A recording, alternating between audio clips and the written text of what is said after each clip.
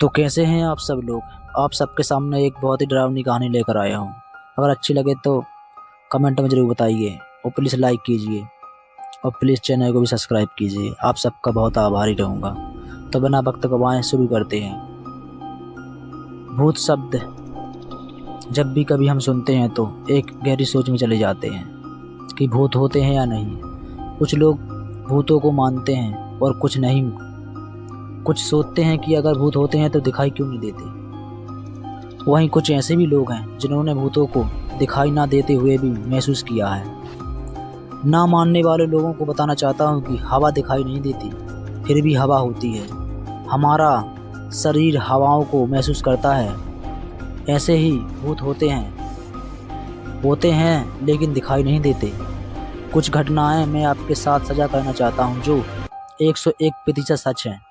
अलीगढ़ ज़िले में रहने वाले कुंदन जी, जो भूत प्रेत से ग्रसित लोगों का इलाज करते हैं, उनसे मेरी बात हुई है। उन्होंने बताया, वैसे तो भूत प्रेत से जुड़ी समस्याएं मेरे पास जटिल ही आती हैं, लेकिन 2 केस मेरे पास ऐसे आए थे जिनकी मैं कभी भुला नहीं सकता। पहला केस आया था एक छोटे से बच्चे का, जिसकी उम्र लगभग 6 से 5 साल रही होगी। उस बच्चे के दादाजी एक दिन मेरे पास आए और बोले, कुंदन जी, हमने आपका बहुत नाम सुना है, कृपया हमारी मदद करें।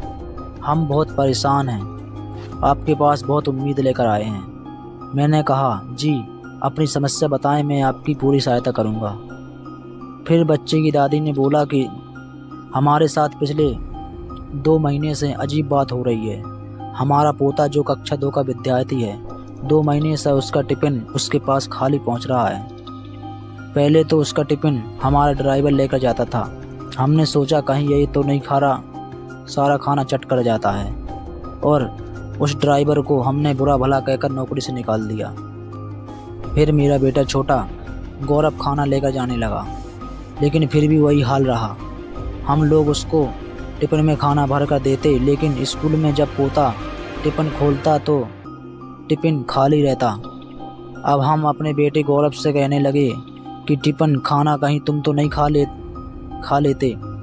यह रोज आकर यही कहता है, दादी आज भी आपने टिफिन में खाना भरना भूल गई। तब गौरव गुस्से से कहने लगा कि माँ, ऐसा मैं क्यों करूँगा? क्या मुझे घर पर खाना नहीं मिलता जो मैं ऐसा करूँगा? अब हम सब लोग सोच में पड़ गए कि खाने को गौरव नहीं खाता है तो इसका मतलब कि ड्राइवर भी नहीं खाता होगा। हमने बेवजह नौकरी से निकाल दिया। जब से अब तक यही होता आ रहा है। हमें कोई ऐसा नहीं मिला जो हमारी इस समस्या को हल कर सके। कल शाम ही किसी ने आपके बारे में बताया, इसलिए हम आपके पास आए हैं। मेरा तो रोज़ ही ऐसी चीज़ों से पाला पड़ता रहता है, तो मुझे समझने में देर नहीं लगी। आखिरकार यह काम किसका है? मैंने लड़की की दादी से कहा, आप चिंता ना करें, भगवान पर विश्वास रखें। आपके पोते के पास 1-2 दिन में खाना पहुंचने लगेगा। और बिल्कुल वैसा ही हुआ। तीसरे दिन से स्कूल में खाना पहुंचने लगा। दूसरा केस एक 17 साल की लड़की का था, जिसका नाम ज्योति था, जिससे बात करने पर मुझे पता चला कि आखिरकार उसके साथ ऐसा क्यों हो रहा है। उसने बताया कि एक दिन जब वो अपने कॉलेज से लौट रही थी तो स्कूल से थोड़ी ही दूर पर शमशान थे। जैसे ही वो शमशान के पास से गुजरी, उसे अपने कंधे पर कुछ भारीपन महसूस हुआ। उसने कुछ ध्यान नहीं दिया, सोचा शायद थकान हो गई होगी, इसलिए ऐसा महसूस हो रहा है। वह घर आकर सो गई। जैसे ही उसे गहरी नींद आई, उसे सपना दिखाई दिया कि उसकी शादी किसी के साथ हो रही है और वो मना कर रही है, लेकिन उसकी कोई बात नहीं सुन रहा।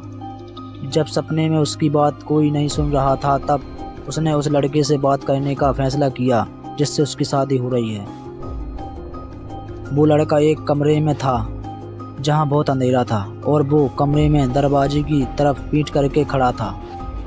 ज्योति कमरे में पहुंची और उस लड़के से कहने लगी, अभी तो मेरी शादी की उम्र नहीं है और फिर भी ये लोग मेरी शादी ज़बरदस्ती कर रहे हैं। प्लीज़ आप इस शादी से मना कर दीजिए, क्योंकि आप मना करोगे तभी यह शादी रुकेगी, वरना यह लोग मेरी शादी ज़बरदस्ती कर देंगे। ज्योति ने बताया कि मेरे ऐसे कहते ही वो गुस्से से भरकर मुझसे कहने लगा कि मैं तो तुमसे ही शादी करूँगा, चाहे तुम चाहो या ना चाहो, तुम बस मेरी हो, मैं तुम्हें किसी और की नहीं होने दूंगा। ऐसा कहते हुए वो मेरी तरफ मुड़ा। उसके चेहरे को देखते ही मेरे दिल की धड़कन बहुत तेज से चलने लगी। उसका चेहरा किसी जलती हुई आग के समान दिख रहा था। इतने ही में हड़बड़ाकर मेरी नींद खुल गई। घड़ी में देखा तो शाम के 7 बजे थे। कॉलेज से आते ही बिना खाए पिए, बिना चेंज किए सो गई थी। फिर मैं सोचने लगी कि ऐसा कैसा अजीब सपना है, शुक्र है सपना ही था, कहते हुए थोड़ी मुस्कुराई और राहत की सांस ली।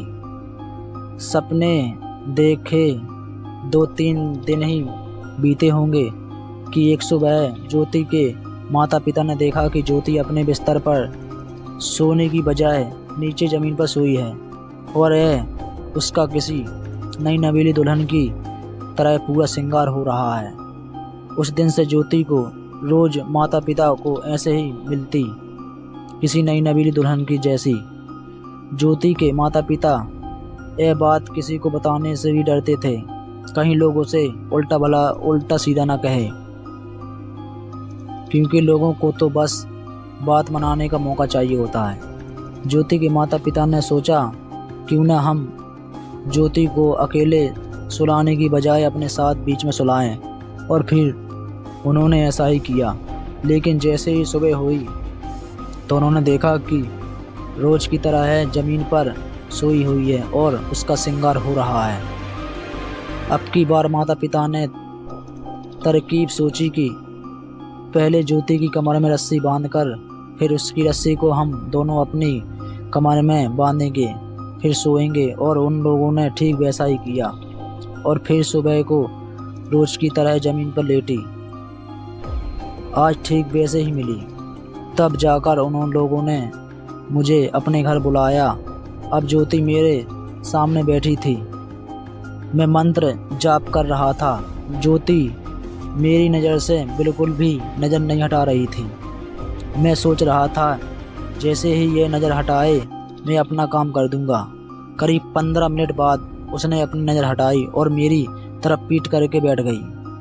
अब तो मुझे अच्छा मौका मिल गया था। मैंने मन ही मन मंत्र जाप करते हुए उसकी पीठ में अपने दांतों को गाड़ दिया। अब तो ज्योति के अंदर बैठा हुआ भूत जोर जोर से चिल्लाने लगा, मुझे छोड़ दो, नहीं मुझे छोड़ दो, मैं जा रहा हूँ, अब कभी नहीं जा आऊँगा। लेकिन मैंने अपने दांतों को पीठ में गड़ाए रखा। 5 से 7 मिनट के बाद मैंने ज्योति से पूछा, क्या तुम्हें पीठ में दर्द हो रहा है? उसने कहा, हाँ। मैं सिर हिलाया। फिर मैं ज्योति और उसके माता पिता को मंदिर लेकर गया, भगवान का धन्यवाद करने कि यह चीज़ मैंने नहीं हटाई है, उन्होंने हटाई है, वरना मेरी क्या है औकात कि मैं ऐसी शैतान शक्ति से भिड़ सकता। मित्रों, आत्माओं का, भूत प्रेतों का कोई ना कोई लक्ष्य जरूर होता है जिससे वो जीते जी पूरा नहीं कर पाते।